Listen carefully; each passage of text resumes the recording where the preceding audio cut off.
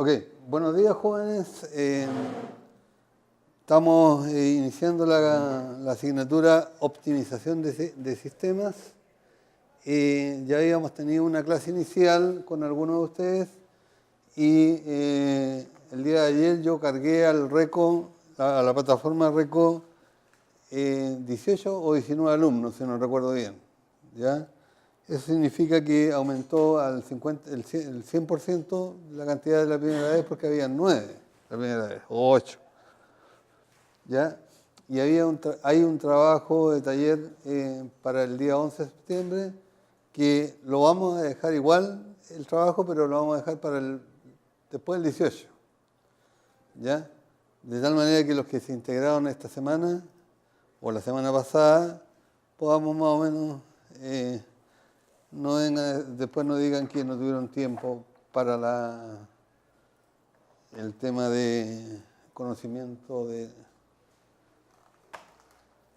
las tareas. En la plataforma RECO vamos a ver algo con respecto a la programación de la asignatura, que es primero el programa de la asignatura.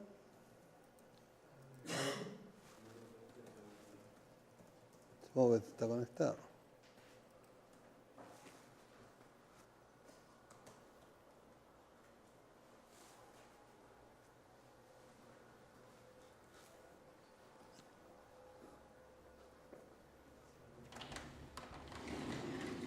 Está conectado.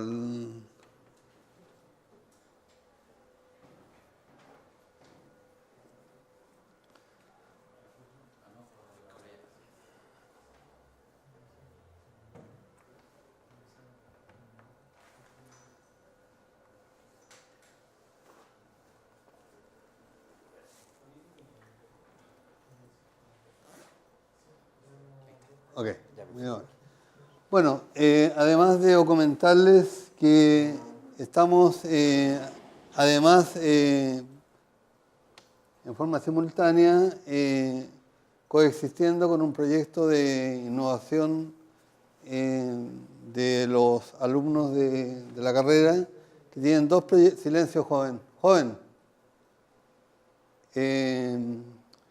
Dos proyectos de FDI estudiantil, donde hay un proyecto que se llama Videotutores. Ese proyecto de videotutores va a significar que se van a grabar todas las ayudantías en primera instancia para que ustedes puedan verla en un canal de YouTube o en un canal dedicado acá en un servidor especial. Las ayudantías las pueden repetir cuantas veces quieran y si no pudieron asistir la puedan repasar o verla por primera vez. Entonces, a modo de prueba y de prototipo, estamos de alguna manera grabando esta sesión, la cual después se va a editar y se van a colocar algunos... al editar ustedes saben que se cortan y se pegan lo más importante de la sesión. ¿Ya? Su compañero José Ramírez, que es el que está atrás, es uno de los, digamos, que tuvo la iniciativa de los FDI estudiantil, que ustedes pueden participar año a año acá en la universidad y en la cual pueden atraer recursos del Ministerio de Educación para que les financie proyectos que de alguna manera sean innovadores con la docencia y con la profesión que ustedes están estudiando. Hay dos proyectos en este momento en curso, no sé si están enterados que hay un container al fondo y ese container está el proyecto Videotutores y el otro se llama Internet de las Cosas, es cierto que está tan popular, y en el cual hay abierto algunos talleres que José está dirigiendo en conjunto con otros compañeros, y el de Videotutores, José también participa, pero es Ariel Vargas el que está encargado, que en algún momento lo van a conocer. ¿Ya? ¿Conocían ustedes este tema? No. ¿Le puedes explicar un minuto? Sí, claro. Bueno, Videotutores de los ¿Ya? no hay nada más que agregar. Bueno, hay que agregar que pueden participar cualquier alumno, independiente que sea la carrera o no, mientras tenga habilidades para enseñar alguna materia que se dicta dentro de la universidad, pueden incluirse al proyecto y participar como tutores. Y el otro proyecto que se llama Internet de las Cosas, ahí realizamos talleres. Talleres donde enseñamos electrónica básica, análoga, el uso de plataformas de desarrollo como son Arduino, Raspberry Pi, para aprender a hacer, digamos, cosas tan variadas como drones, automovilizados autónomos, CNC, impresoras 3D, y ahí un poquito enseñamos un poquito cada cosa, base de datos, programación, como les dije, electrónica, uso de máquinas para prototipos industriales o caseros, como son la fabricación digital. En el fondo, la iniciativa, el objetivo que tiene este proyecto es aprender a crear productos y servicios. ¿Ya? Eso más o menos. Ok, gracias.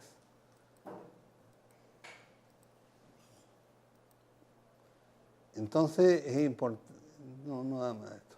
Bueno, la asignatura, como ya lo habíamos comentado la primera vez, es una asignatura de modelamiento matemático que está orientado a facilitar para que ustedes puedan tomar decisiones con un cierto grado de certidumbre, ¿ya?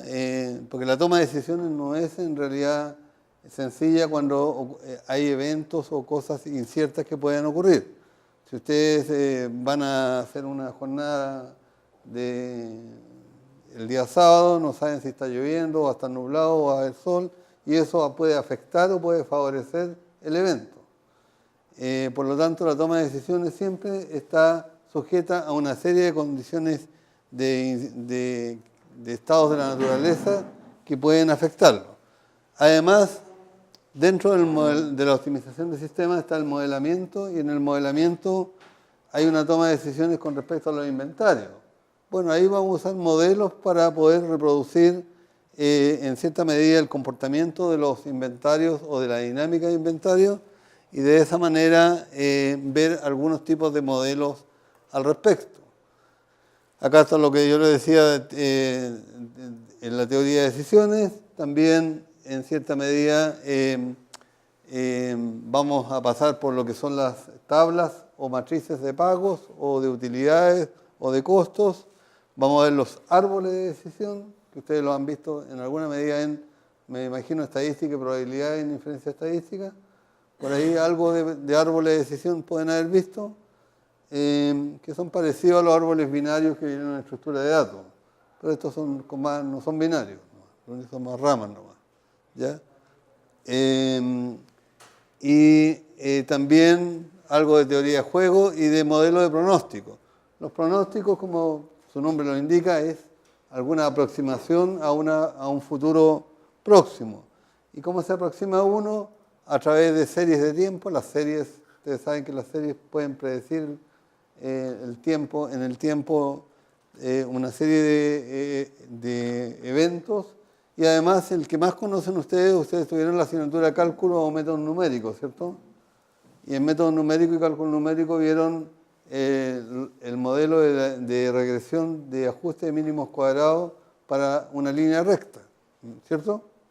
Y eso era tan fácil como I igual a A más BX, ¿cierto?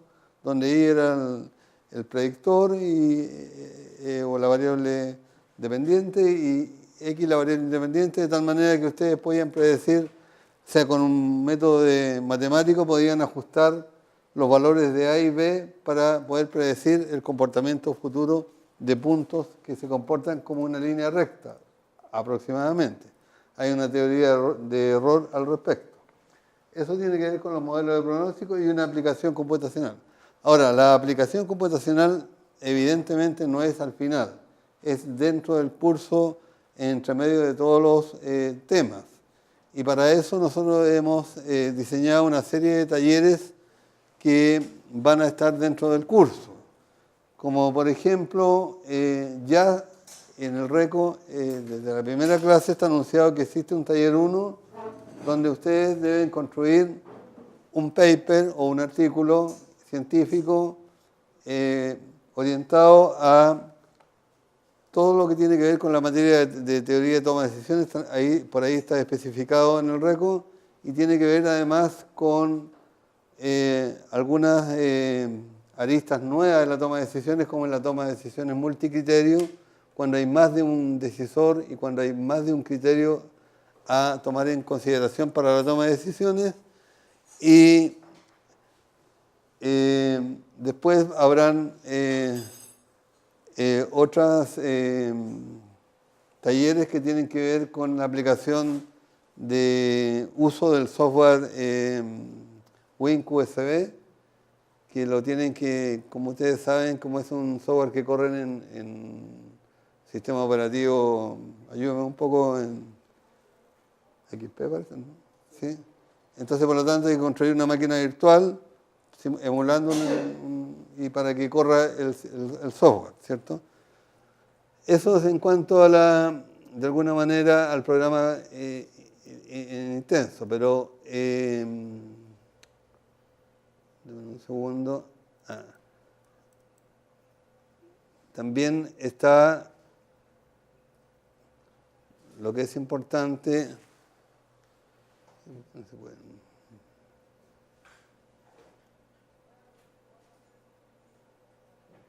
Estamos en el mes de septiembre. No se ve completo, pero ¿se puede checar esto? ¿Vista? ¿Vista? ¿O abajo? Por acá se ven. ¿Cierto? Por ahí. Así, a grosso modo, estamos el día 4. Nosotros iniciamos el día 21, me parece, las clases. El día 28 no fue posible porque yo tuve una clínica en la cual se les comunicó a tiempo para que no. Y el taller 1, que es la construcción del paper, estaba para lunes 11 entrega, ¿cierto? Entonces yo prefiero, por todo lo que la dinámica que los alumnos que se han integrado esta semana, que yo lo ingresé recién a RECO ayer, el 3, por lo tanto que se entregue el día 25, ¿ya? La entrega del taller 1 va a ser el día 25 y además va a estar enunciado el taller 2 más o menos ya en ese tiempo, ¿ok? Los que lo tienen listo lo pueden entregar, digamos, sin ningún problema. Además les dije que como medida de seguridad que siempre tienen que tener, dados los eventos que pueden ocurrir, que uno no sabe lo que puede ocurrir, que existe un correo del curso y de la carrera, mejor dicho, para mí, así no dudas, que se llama SZC Santiago Zapata Cáceres utem@gmail.com. En ese correo, ustedes cada vez que hacen un taller, una tarea o cualquier cosa de la asignatura, mandan una copia a ese correo. De tal manera que si la universidad tiene un siniestro, terremoto, temblor, inundación, toma, lo que sea, sus tareas están de alguna manera, es como un pseudo cloud, pero en el correo, ¿ya? De tal manera que yo pueda, a veces hay que cerrar el semestre por fuera, porque no fue posible. Sí, claro que sí. Por lo tanto, es conveniente que cuando terminen la tarea manden la copia del digital al correo. Esa yo no la veo a fin de semestre, no es cuando yo reviso los trabajos impresos y veo que alguien me dice, profe, yo la entregué. A ver, veamos el correo. Efectivamente está en el correo más o menos en el rango de fecha del 25 de septiembre y la vecindad, que usted subió el trabajo. Entonces, está comprobado y a mí se me puede haber perdido o se puede haber extraviado. Adelante, joven. Pongan los celulares en silencio o en 3, 6, 9, 12. Este es el orden que se hace, chicos, son 18 alumnos. Siéntese acá, joven.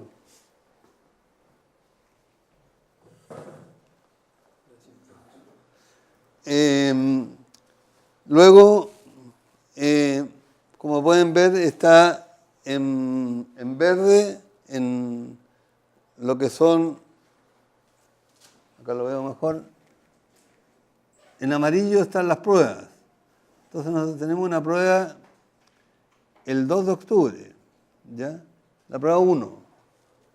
Y la prueba 2 la tengo el 20 de noviembre, ¿ya? Eso ya están hablados en la primera clase y hoy día los vuelvo a recalcar. Y en verde he puesto que el semestre pasado había alumnos que tenían de plan común ingeniería ambiental o algo por el estilo, y en la semana de pruebas comunes, ¿ya? Por eso que lo destaqué ahí. Y además, la prueba recuperativa está están las defensas, el 4, y el término semestre está fijado para el 18. Bueno, todo esto está en el récord, ¿ya? Más que nada es ilustrativo, ¿ya? Ahora, hay 4 talleres y importante destacar es esto que está acá. Bien, digo. La asignatura tiene laboratorio y tiene teoría. La teoría está compuesta por 2 pruebas y los laboratorios. Vale decir, prueba 1, 40%, prueba 2, 35%, creo, y laboratorio y 35% más. No sé si es así. 35 cada prueba y 30% los laboratorios. Ahí juegan. Por lo tanto, si ustedes tienen un 6, un 6 y un 6 en las 3 notas, tienen aprobado teoría. Y además, como la nota del laboratorio es un 6, se reproduce en el DIRDOC, en la columna del laboratorio, un 6 y están aprobados. Pero aquel alumno que tiene un 6 en la prueba 1, un 6 en la prueba 2 y un 2 en los laboratorios, le da igual, probablemente sobre 4 en teoría. Pero en el laboratorio se copia el 2 que está acá, se copia en la columna del DIRDOC acá a 2 y automáticamente el DIRDOC los reprueba. Entonces, por eso que es imperativo hacer los talleres. Son entre laboratorios, taller-laboratorio que se dice, yo lo puse en récord ahí, dice taller 1, entre paréntesis, laboratorio, ¿ya? De tal manera que no se dejen estar, por lo menos mantengan siempre un promedio sobre 4. Las notas tampoco yo las entrego dentro del semestre porque eso conlleva que si tienen ya el promedio suficiente, no hacen el último laboratorio, por ejemplo. Así que lo importante es que ustedes siempre mantengan esa conducta de entregar los laboratorios. También van a haber talleres para las pruebas, probablemente. A veces yo digo, hay una cosa interesante que hacer y digo, esta tarea vale un 20%, un 15% o un 5% para la prueba 1. ¿Ya?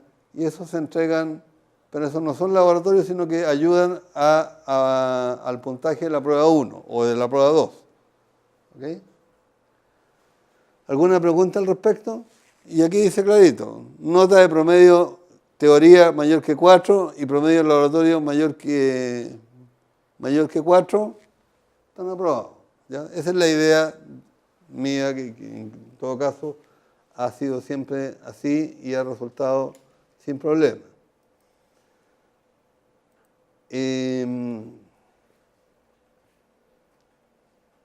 ¿Alguna consulta al respecto? Bueno, vamos a ver ahora un modelamiento clásico.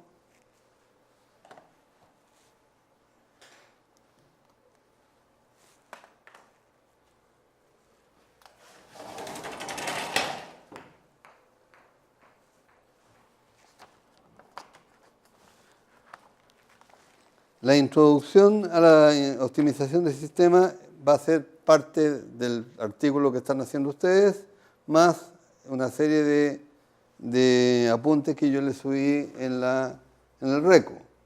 Y más esto que vamos a hacer acá de efecto práctico, que es unidad 1, introducción a la optimización de sistemas. Entonces,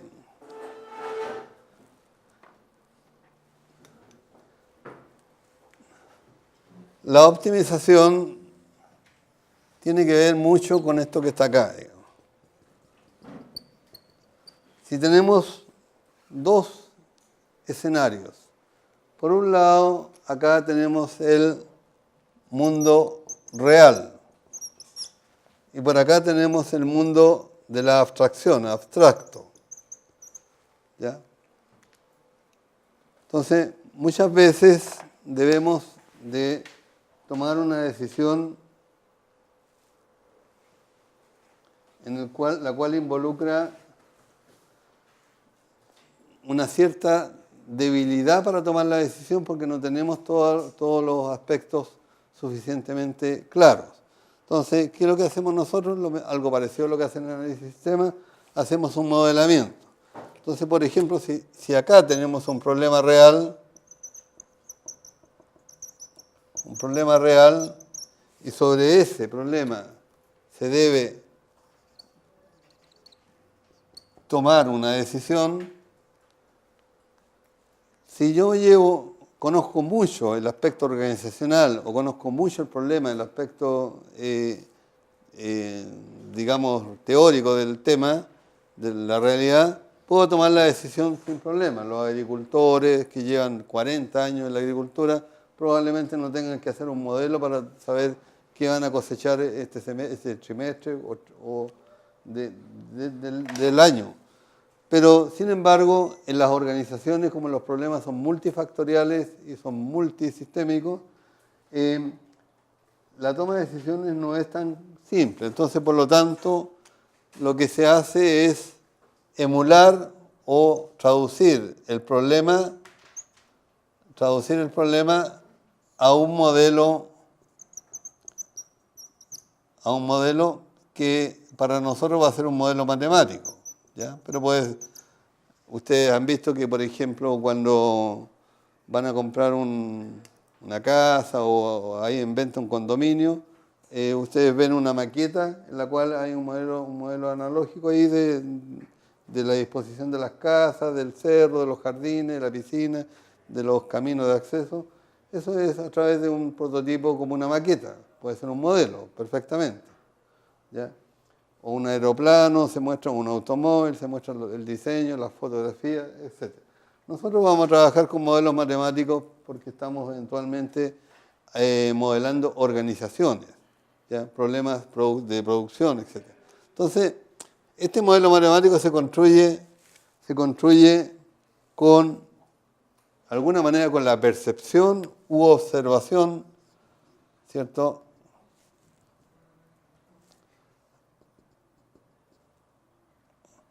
esta es la observación,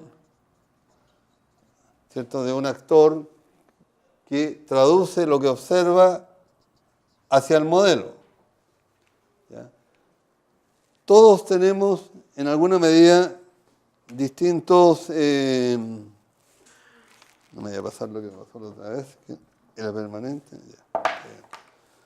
Todos traducen, de alguna manera, según su experticia y según su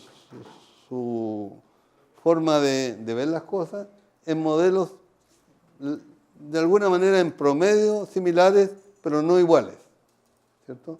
Por lo tanto, este modelo matemático debe producir en alguna medida una solución a través de algún método matemático. Por ejemplo, el modelo más clásico que ustedes conocen es el modelo de programación lineal de investigación de operaciones, el método Simplex, ¿se acuerdan? Un modelo que tenía una función objetivo, tenía un conjunto de restricciones y que esas ecuaciones, restricción 1, 2, 3, 4, se parametrizaban y al solucionarla obteníamos, si usted produce de X1 10 unidades de X1 y 12 unidades de X2, tendrá la utilidad máxima o costo mínimo, según sea, minimizar la función objetivo o maximizar la función objetivo, por eso se llama optimización. Entonces, esta solución se puede a través de métodos. Y esto produce resultados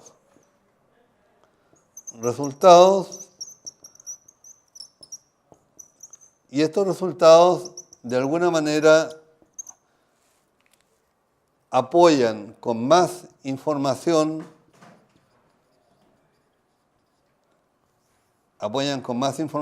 para la toma de decisiones. Eso en realidad el ciclo de la optimización. Separado, como bien digo, esto que está acá, en dos mundos. El mundo de la realidad al lado izquierdo y el mundo de la abstracción o de las matemáticas, o como quieran llamarle, en el lado derecho. ¿Ya? Por lo tanto, uno para poder realizar estos trabajos debe construir un buen modelo matemático. Y la construcción de un modelo matemático tiene que ser, en esencia, parte de la solución. O sea, si partimos de un modelo matemático mal diseñado, obtenemos, a través que lo solucionamos por un método adecuado, vamos a tener un resultado que no corresponde. ¿Cierto? Eso es así. Como los gringos dicen, el GIJO, garbage input, garbage output, también. Si basura entra también como dato al modelo, basura sale. Acá si el modelo es malo, evidentemente los resultados no son los adecuados. Yo tengo alguna experiencia con alumnos y con trabajos hechos en los modelos de predicción de la contaminación en la ciudad de Santiago. Ustedes saben que el modelo que se usa es un modelo de regresión lineal múltiple que predice en la posible contaminación del día siguiente a través de las 24 horas anteriores del comportamiento del PM10 y el PM2,5, que es el material particulado de 10 micrones y 2,5 micrones. Eso a veces predice que mañana va a ir restricción ambiental porque va a estar la escoba, va a estar muy congestionado, se suspenden las clases, se suspenden los automóviles, los 5 dígitos o los 10 dígitos, se suspenden las clases de educación física y el modelo a las 9 de la noche predecía eso. Y resulta que en la noche bajó el raco o bajó un viento o hubo una corriente de aire más o menos importante y se disipó toda la contaminación y por lo tanto al otro día hay un día con una contaminación, con las mediciones muy bajas, no hay contaminación. Pero ya se pararon las industrias, se suspendieron las clases y todo, porque el modelo se aproxima entre un 70 a un 80% de predicción y el resto tiene un 20% de error. ¿Ya? Es difícil que un modelo se acerque al 90-99% de predicción. Los modelos son realmente predictores, pero no son en esencia el problema real. ¿Ya? Al revés, puede ocurrir que no decrete nada, el modelo diga, no, mañana va a estar todo bien, y resulta que el otro día está todo congestionado. ¿Sí puede entrar el alumno? Adelante. Ahí.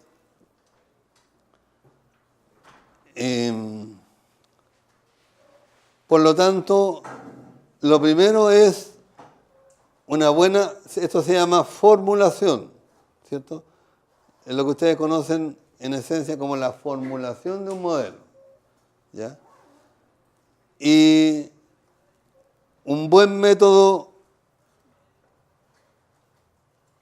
de solución, en el caso de investigación de operaciones, ustedes usaron una formulación del modelo de programación lineal con función objetivo y restricciones y lo resolvieron a través del método simplex, ya sea gráfico si es de 2 variables o ya sea con matricialmente si es más de 2 variables. ¿Se acuerdan? ¿Cierto? Entonces, saliéndonos ya del ejemplo de investigación de operaciones, vamos a ver un caso de modelamiento de un policlínico rural. Modelamiento de un policlínico rural, ¿ya? Entonces, en esencia, vamos a suponer que es un policlínico rural que depende de un hospital, ¿ya? Que está en la zona centro. Entonces, en alguna medida hay que determinar con qué frecuencia y periodo enviamos un especialista al policlínico una vez a la semana o 2 veces a la semana. Se supone que no está en Santiago, el hospital puede estar en Santiago y el policlínico puede estar en Melipilla, Talagante u otro pueblo mucho más alejado. Ya, el caso, entonces diríamos que existe un policlínico rural que depende de un hospital. ¿Ya? Existe un policlínico rural que depende de un hospital. El caso que vamos a ver, la patología, es la atención dental. Por lo tanto, necesitamos de un dentista. ¿Ya? Hay que enviar un dentista al policlínico y no queremos saber cada cuánto tiempo lo enviamos. Todos los días, cada 3 días, cada 15 días. Hay que ver algunos datos, cómo lo hacemos. ¿Ya? Faltan datos todavía. Entonces, este dentista se envía el dentista dependiendo de la atención, o sea, dependiendo más que de la atención, dependiendo de la demanda. Atención de la demanda. ¿Cierto? Si hay mucha demanda, es decir, a lo mejor va a ser necesario enviarlo todos los días. ¿Ya? Si hay poca demanda, a lo mejor va a ser conveniente enviarlo con menos frecuencia. ¿Ya? Entonces, el otro dato que tenemos es que en un día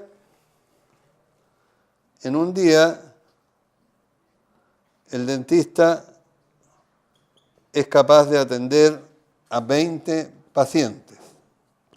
Ya tenemos una tasa de atención. O sea, el dentista es capaz de atender a 20 demandantes por día. ¿Ya? Y la tasa de demanda, o la tasa de llegada, la tasa de demanda, podríamos decir de llegada de pacientes, es igual a 2 pacientes por día.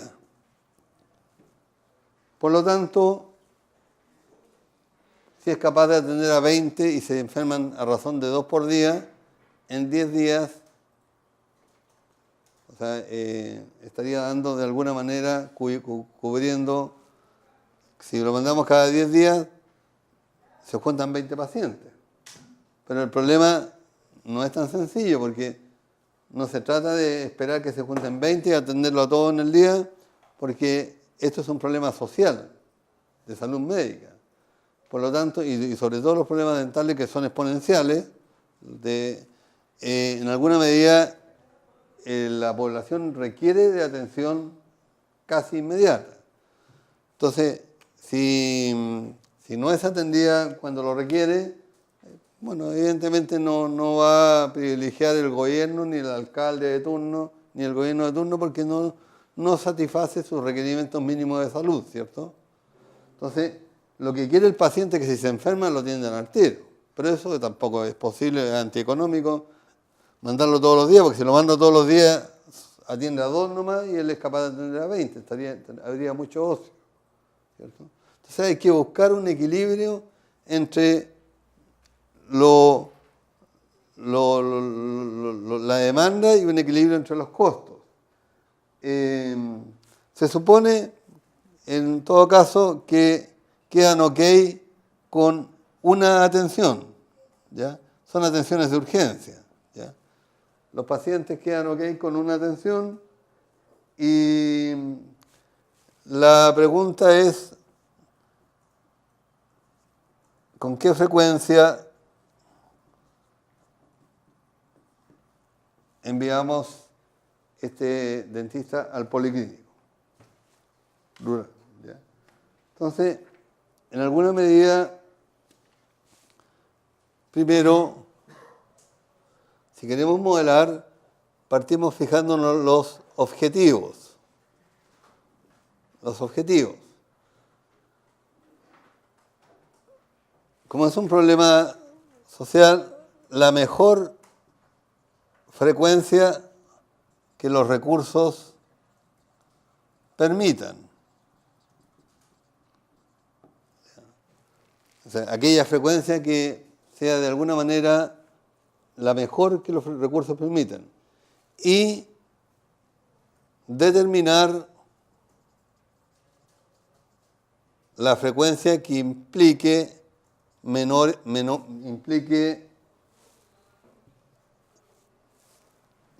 costos.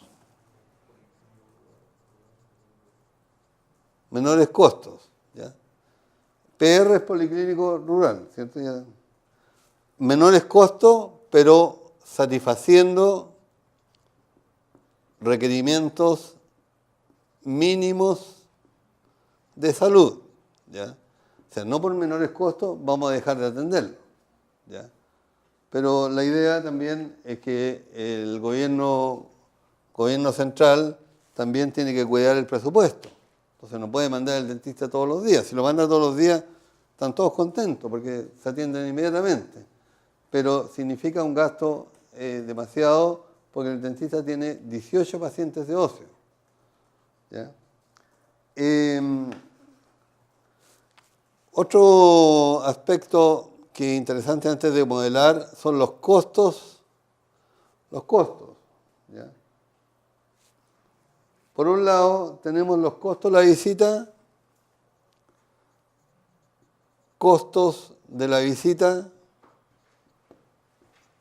que podrían estructurarse en dos costos, como siempre se manejan los costos, costo fijo y costo variable, ¿cierto? ¿Qué es lo que es el costo fijo? Un costo que se incurre, haya o no haya, en el caso de empresas, producción. Pago de las patentes comerciales, pago de la secretaria, pago del arriendo, haya o no haya, son costos fijos. Y los costos variables en producción son aquellos que son directamente relacionados con el volumen de producción. O sea, si yo produzco más sillas o más mesas, requiero más materia prima, requiero más horas hombre, requiero más metal, en fin, ¿cierto? Más energía. En este caso, el costo fijo está estipulado, es un caso muy antiguo, pero todavía es válido, 5.000 pesos por visita. ¿Ya? O sea, ese es de alguna manera el costo traslado. Puede ser, podríamos aumentarlo ya a 10.000, 20.000, 30.000, pero vamos a dejarlo ahí.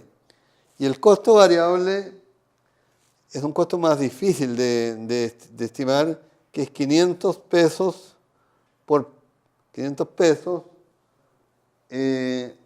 por paciente atendido. Bueno, este es el de insumo, ¿ya? Los insumos básicos, algodón, esterilización, todo lo que interviene para una atención de urgencia. Y B, este sí que es un costo que no es común, es el costo de no atención inmediata. Costo de no atención inmediata.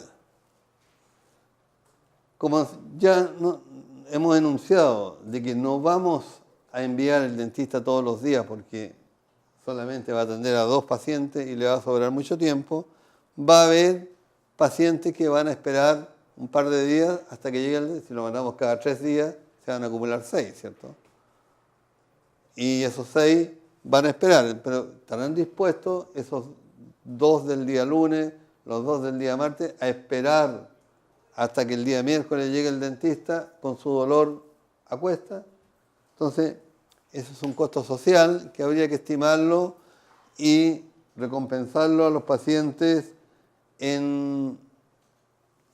en plata o en dinero, en alimentos, en leche, en medicina. Generalmente en los policlínicos se les da como recompensa por haber esperado 2 o 3 días que llegara el doctor o el facultativo, 1 kilo de leche, 2 kilos de arroz, sopas, cremas, en fin, o medicina. Entonces, este costo de espera, costo de no atención inmediata, costo de no atención, lo estimamos en 250 pesos por paciente, por día de espera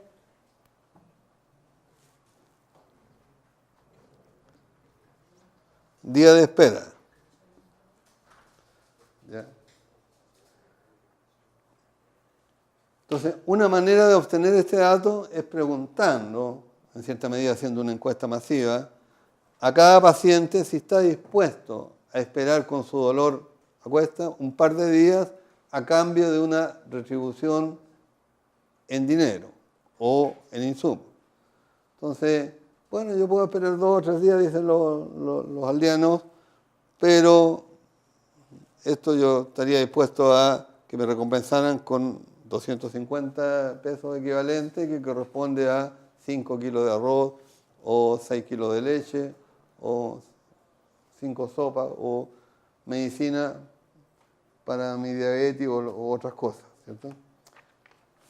De todas maneras, es bien complicado porque sabemos que los dolores, de todas maneras, dentales, son, ya lo dije, exponenciales y no se detienen de un día para otro, sino que van avanzando progresivamente. Pero bueno, para facilitar el problema, habría que hacerlo de esa manera. El análisis del problema, podríamos decirlo de 2 maneras. Una frecuencia alta. Si tenemos una frecuencia alta, ¿qué significa? Si la frecuencia es alta, tenemos un alto costo de visita. Alto costo de visita. O sea, porque frecuencia alta, si va todos los días, vamos a gastar 5.000 o 50.000 o 30.000 todos los días, ¿cierto? Y tenemos un bajo costo de no atención. Claro, porque no hay nadie esperando. Si va todos los días, no se van a acumular gente esperando. Si va todos los días, 0, y ahí dependiendo cuándo se van acumulando. Y si la frecuencia es baja, tenemos al revés, ¿cierto? Un costo de visita bajo, ¿cierto? Escrito de otra manera, y un costo de atención, de no atención alto, ¿cierto? Costo de no atención alto, ¿cierto? Porque como la frecuencia es baja, va cada 15 días, o cada 7 días, o cada 9 días, dependiendo de lo que corresponda acá, se van a acumular un conjunto de pacientes en espera. Y eso van a incrementar esta componente de costo, ¿ya? Entonces, la idea de los modelos es, acá lo puedo ejemplificar, la idea de los modelos es, si este es el modelo, y acá está la componente de mucho, y acá está la componente de poco, es provocar un equilibrio entre ambas componentes, ¿ya? Entre mucho y poco, tratar de docimar ahí, ¿cierto?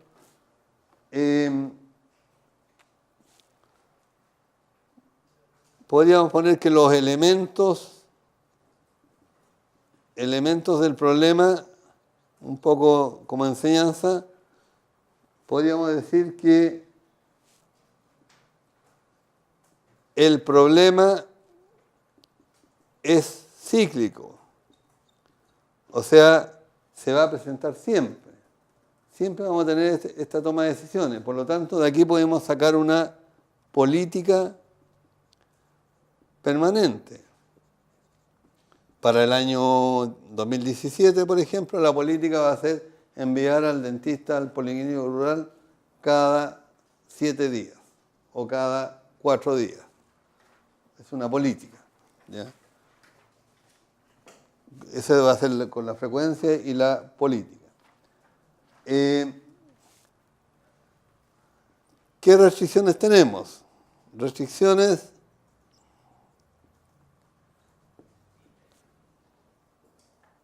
el dentista puede atender a 20 pacientes, ¿cierto?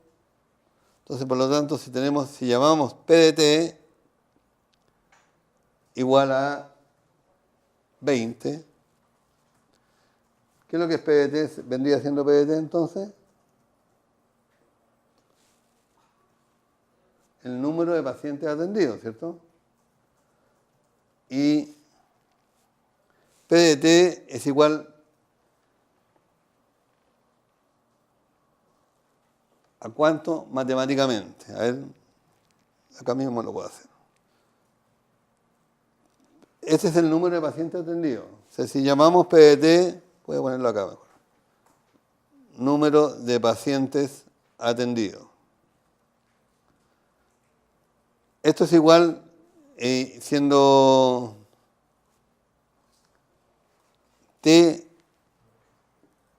los días. ¿Ya? Entonces, cuando T vale 1, puede atender 20 pacientes, ¿cierto? Por lo tanto, P de T es igual a 2T, ¿cierto?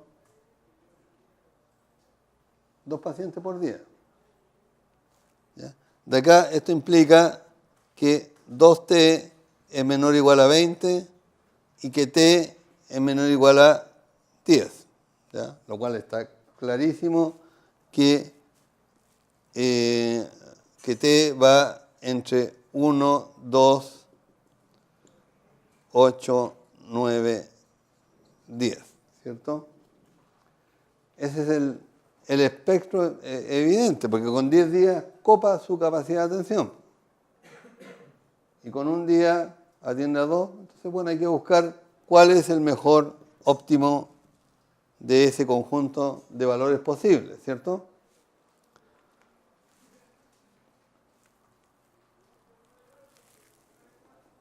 Entonces, ya estamos eliminando alternativas no factibles. ¿Cuál es no factible? 11, 12. Eso es no factible. Porque con 12, cada 12 días, y él es capaz de atender a 20 pacientes por día, ya no es posible. O sea, su límite es hasta 10 días. Y todos los demás esperan, ¿cierto? Pero este costo se puede elevar mucho. Entonces, vamos, antes de borrar acá, tenemos 6, estructuremos el modelo. ¿Ya? El modelo que queremos de alguna manera construir para la toma de decisiones. ¿Ya? ¿Cuál va a ser el objetivo del modelo? Minimizar tanto los costos de visita como los costos de no atención. O sea, ojalá, pero satisfaciendo ciertos requerimientos mínimos de salud. Por lo tanto, objetivo, minimizar costos satisfaciendo requerimientos de salud, ¿cierto? O sea, no por minimizar vamos a dejar de no atendemos a nadie y nos ahorramos toda la plata. ¿Ya? Entonces, lo primero que vamos a hacer, nos vamos a construir una función, sea f de t, la función de costos por periodo.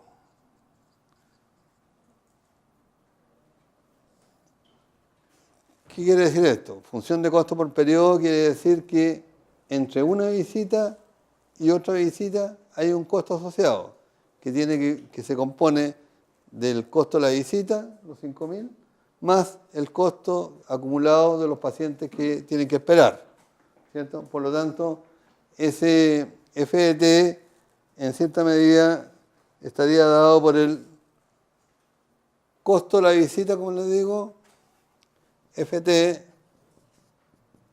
costo visita más costo no atención, ¿cierto? Esas dos componentes, cualitativamente. Si los llevamos a un aspecto de modelamiento matemático cuantitativo, ¿cuánto es el costo de la visita? Está acá, ¿cierto? Sería FET 5.000, el costo fijo, más, ¿cuánto dice? ¿250 o 500? 500 por pacientes atendidos. ¿Cuál es los pacientes atendidos? PET, ¿cierto? Por PET. Vamos a poner de esa manera primero.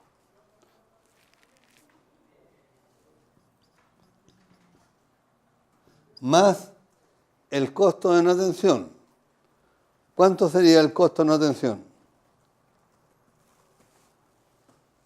250, ¿cierto? Por el número de pacientes que se atienden, que sería PET, por el tiempo de permanencia medio que permanecen en espera. O sea, escrito de otra manera, 250 por PET por el tiempo de espera medio. Entonces, a ver, lo voy a poner en una condición. Hay pacientes que se fue el dentista y se enferma. Supongamos que va cada 5 días. Acaba de atender a todos los pacientes y se va el dentista, está diciendo chao por el tren o por donde se vaya y le viene su dolor de muela. Tengo que esperar hasta la próxima visita. Por lo tanto, esperan T, ¿cierto? Hasta el próximo periodo. Y hay otros pacientes que, con cierta buena suerte, les viene su dolor de muela media hora antes de que llegue el paciente al policlínico el día 5 que le corresponde la visita. Por lo tanto, esperan supuestamente 0, ¿cierto? Entonces, hay algunos que esperan el entero completo y otros no esperan nada. El tiempo de espera medio es T medio. ¿Ya? Dicho en palabras, costo de visita, costo de no atención, o sea, costo de visita completo acá, eso de ahí, más el costo de no atención, que es 250 por el número de pacientes que se van acumulando 2 diarios, ¿cierto? 2 por día. Si esto yo lo llevo en función de T, me queda FET a 5.000 más 500 por 2T más 250 por 2T por T medio. ¿Ya? T medio es el tiempo de espera medio de los pacientes. Hay algunos que esperan más y otros esperan menos. Los que están más cerca de la visita esperan menos y los que están más lejos de la visita esperan más, ¿cierto?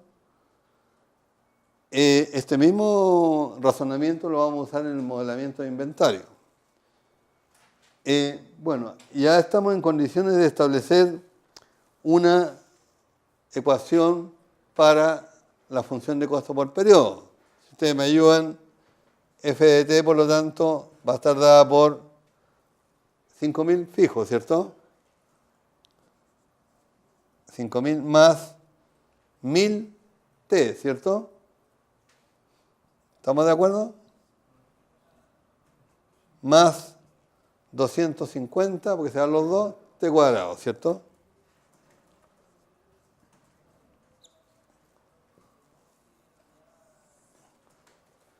Esa es nuestra función de costo por todo el periodo, desde que ocurrió una visita, visita 1 y la visita 2.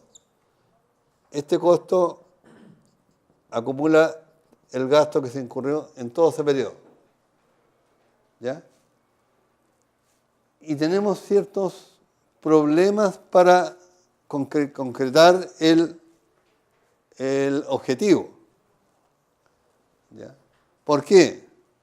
Porque nosotros lo que buscamos es minimizar, encontrar un valor de t que minimice los costos. ¿Y esta función me permite encontrar un mínimo? No, ¿cierto? ¿Por qué? Porque no es una función convexa. ¿Qué es lo que es una función convexa matemáticamente? ¿Quién me puede decir qué es lo que es una función convexa?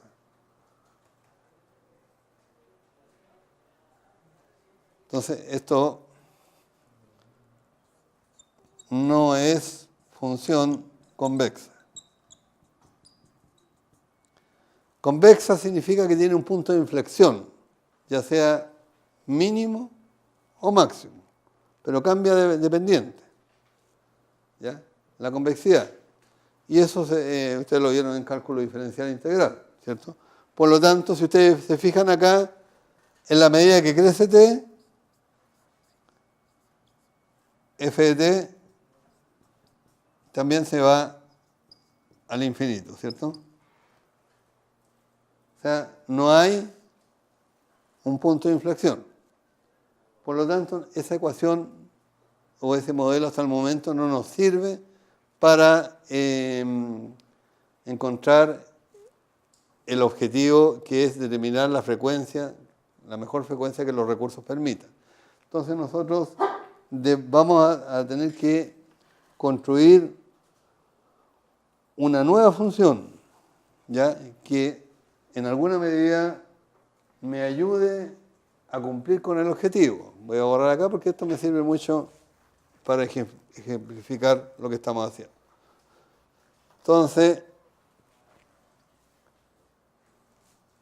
ya que como no es convexa, no tiene punto de inflexión, ¿cierto? No es esto ni es esto, ¿cierto? Es eso, ¿cierto? Es una función que crece en la medida que t crece, crece. Y en la medida que t disminuye, llega a 5000, ¿cierto? Cuando t vale 0. Por lo tanto, nos construimos, este objetivo podríamos ponerle A, B,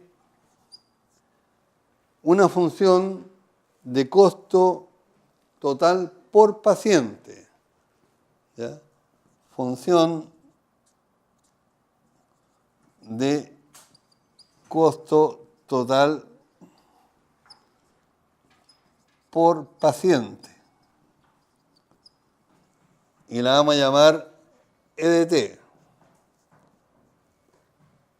¿Ya?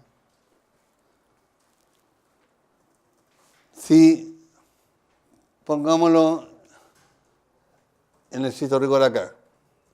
Acá está la visita 1 y acá está la visita 2. Visita 2. Y este es t, ¿cierto? Número de días que transcurren entre cada visita. Entonces, nosotros ya tenemos el costo f de t, ¿cierto? El costo de todo el periodo. Si lo queremos saber ahora por paciente atendido, ¿qué tendríamos que hacer? Dividir f de t, que es el costo total, por p de t, que es el número de pacientes atendidos. Si atendemos a 4 pacientes, se divide por 4. Si atendemos a 8 pacientes, se divide por 8. Así. Por lo tanto, y además sabemos que f de t es lo mismo que dividido por 2t, porque p de t vale 2t, ¿cierto? Por lo tanto, el e de t nos queda igual a, si actuamos a 5000 dividido por 2t más 1000t dividido por 2t más 250t cuadrado. Eso es lo que estamos haciendo, ¿cierto?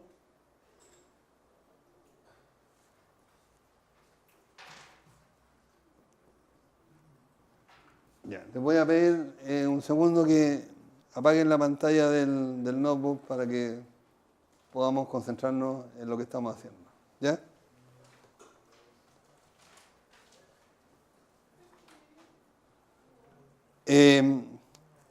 ¿Cuánto da el primer término?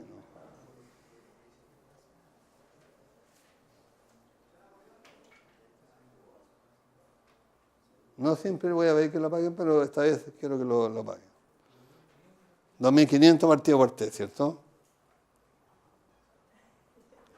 El segundo término da 500, ¿cierto?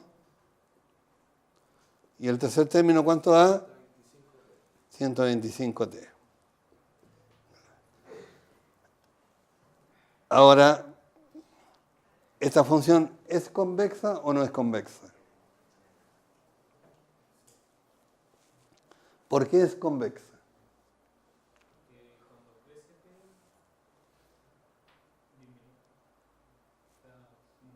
Una disminuye y la otra aumenta. Entonces, claro. Entonces podríamos decir que es convexa. ¿Ya? ¿Por qué? Porque si ustedes se fijan, si este es t y este es e de t, esta componente es 2500 partido por t, ¿cierto? En la medida que crece t tiende a 0, ¿cierto? 500 es una constante, ¿cierto? Y 125t, en la medida que crece t, esto aumenta linealmente de esa manera, ¿cierto? Por lo tanto, si sumamos punto a punto, estas tres curvas nos da e de t. Y ahí estaría dando el t que buscamos. ¿Estamos de acuerdo? Entonces,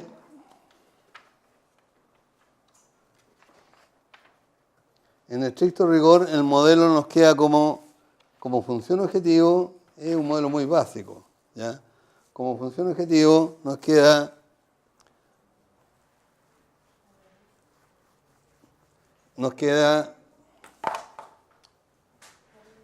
por lo tanto A, B, C, D, C, el modelo es minimizar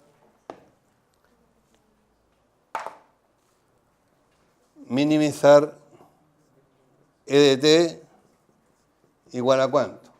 2500 partido por t más 125t más 500, bien, sujeto a t mayor o igual que 1, menor o igual que 10. ¿Ya? Entero. ¿Ya?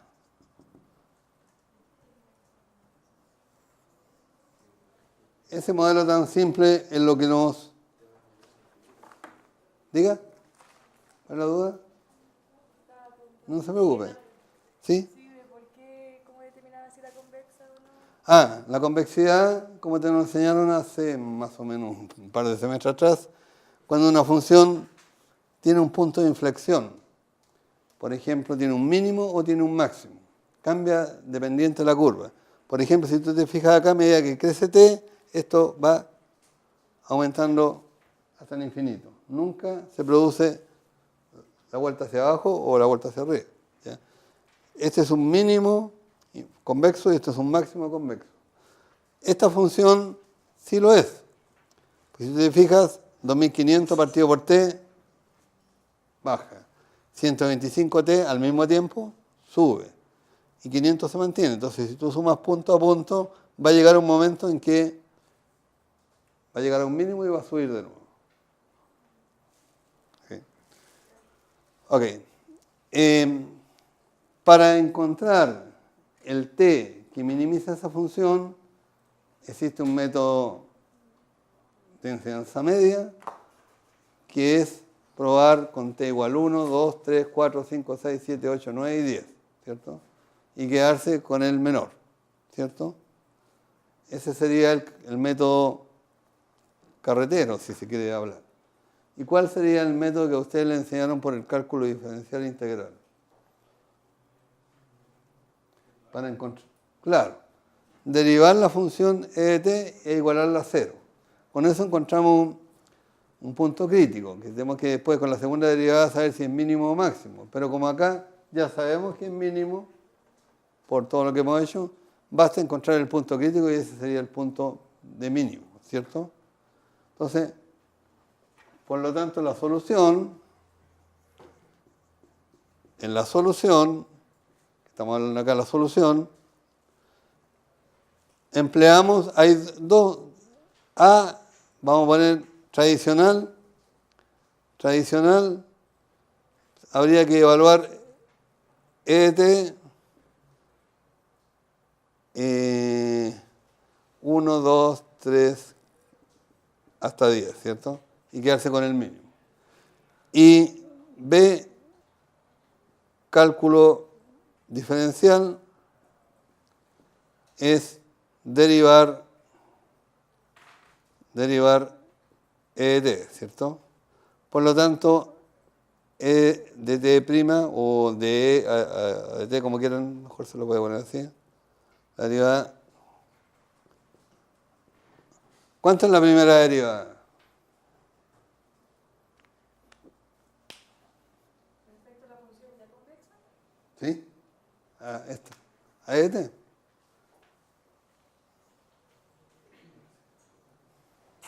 ¿Cuánto es la derivada del primer término? Ustedes son expertos matemáticos. Así por lo menos me dijeron.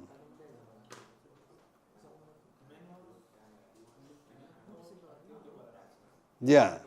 Uno dice menos 2500 partido por t cuadrado. ¿Usted cuánto dice? No me diga, no. ¿Aún no? ¿Y usted? 2500 positivo. Ya. ¿Quién apuesta por positivo o negativo? ¿Usted? Menos. Bueno, una regla, ¿dónde lo pongo? Acá, muy fácil para no complicarse. Si ustedes tienen una función, voy a poner i, igual a u partido por b, donde u y b son derivables. Por ejemplo, el denominador es 1 más x y el denominador es x cuadrado más 4x. ¿Ya? O sea, ambos son derivables, arriba y abajo, no constantes. Por ejemplo, porque 2 partido por x es lo que estamos haciendo, ¿cierto? Entonces, y', ustedes aquí me van a ayudar, es b cuadrado, ¿cierto? Por u' por b menos b' por u. ¿Ya? Y basta, con eso es suficiente. Derivan todo lo que se les ponga por delante, excepto las derivas especiales, elevado a x y todo. Pero, por ejemplo, en el caso acá es 2500 partido por t. 2500 es constante. El 2500 pasa a ser el u, ¿cierto? Entonces la derivada de una constante, ¿cuánto es? 0. Por lo tanto, este lado se hace 0. Menos u, que sería los 2500, por la derivada del denominador. ¿Cuánto es la derivada de t? 1. Por eso que les queda menos 2500 dividido por el denominador al cuadrado, t cuadrado. O sea, esto solamente nosotros hicimos esta parte de la derivada, porque la demás se hacía 0, ¿cierto? Más, ¿cuánto es la derivada del segundo término? 125 nomás, porque la derivada de t es 1, ¿cierto? ¿Ya? Y eso, ¿a cuánto lo igualamos? A 0, ¿cierto? Entonces, en estricto rigor vamos a obtener el t, que es el punto crítico. Pero como sabemos ya que es mínimo, vamos a obtener este t. ¿Ya? Entonces, ¿cuánto le da t ahí? Háganlo ustedes.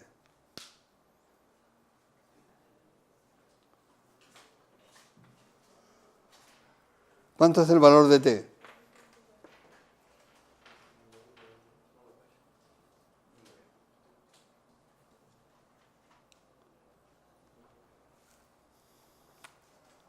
Por lo tanto, t es igual a una raíz, ¿cierto? ¿Raíz de cuánto?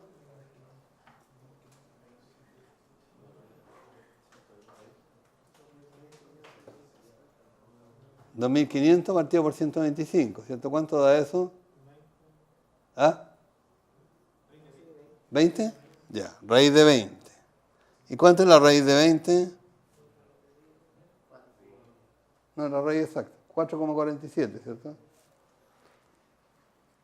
Por lo tanto, como estamos buscando un número entero, vamos a tener que probar para t igual 4 y t igual 5 y ver cuál de los dos nos conviene. Entonces, e de 4. ¿Cuánto es de 4? Sería reemplazar 2.500 dividido por 4 más 125 por 4 más 500. Esto va a dar un valor. Y E de 5 sería 2.500 dividido por 5 más 125 por 5 más 500. ¿Cuántos de esos valores?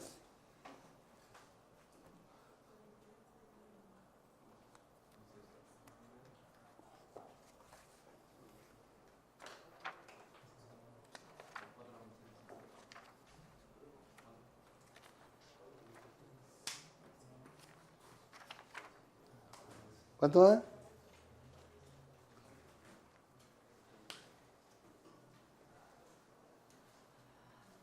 Use la calculadora, vos joven. Profe, siempre tengo que ocupar el T4, por ejemplo, si en este caso dio 4,47, voy a tener que ocupar el T4 y T5. Claro, porque el valor entero más cercano a 4,47 por el bajo es 4 y por el alto es 5. No podría ocupar ni el 3 ni el 8 porque no están cercanos. Pero si te da el 4 solo, no tienes para qué probar. O sea, raíz de 25 es 5 y punto. ¿Ya? ¿Cuánto da la primera? 1.625. ¿Y la segunda?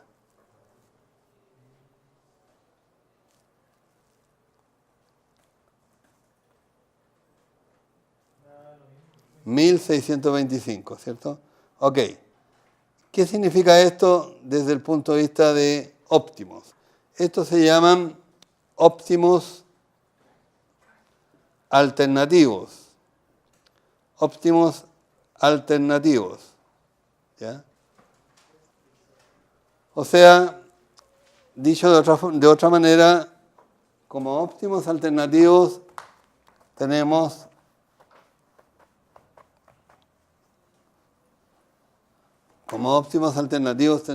entonces, por lo tanto, óptimos alternativos t igual 4 y t igual 5. ¿Ya? Sin embargo, el óptimo, por ahí hay una frase muy cliché que se usa mucho en el teléfono,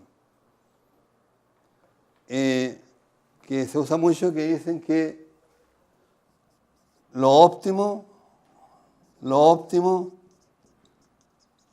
es enemigo de lo bueno, tal cual, o de lo operativo, como quieran llamarlo. Entonces, muchas veces el óptimo no es lo operacionalmente viable, ¿ya? Porque mandar al dentista cada 4 días o cada 5 días en el año, suponiendo de lunes a domingo, lo vamos a hacer, podría crear un problema de caos organizacional bastante complejo. Por ejemplo, el primer día el dentista va el día miércoles. Después pasan 4 días más, le toca el día domingo, creo. ¿Ya? Después le toca 4 días más el día jueves. O sea, al cabo de aplicarlo durante 2 meses, el pueblo, no sé, oye, ¿qué día hay en el dentista? No sé, si viene el martes, el miércoles, el jueves, no tengo idea, porque todas las veces vienen días distintos. Entonces, hay de alguna manera, no, al revés, estos son óptimos, no óptimos, óptimos. Estos son los óptimos, claro, ¿ya? Pero existen los óptimos alternativos.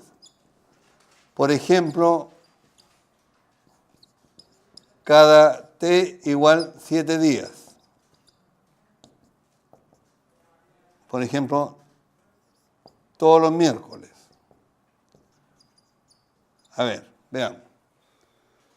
Si yo tomo la política de enviarlo cada 7 días, me estoy saliendo del mínimo. ¿Ya? Y es cosa que evalúe la función E de 7 y me dan 2.500, me dan el valor, por favor, partido por 7, más 125 por 7, más 500. Eso da, yo lo tengo acá, 1.732,1.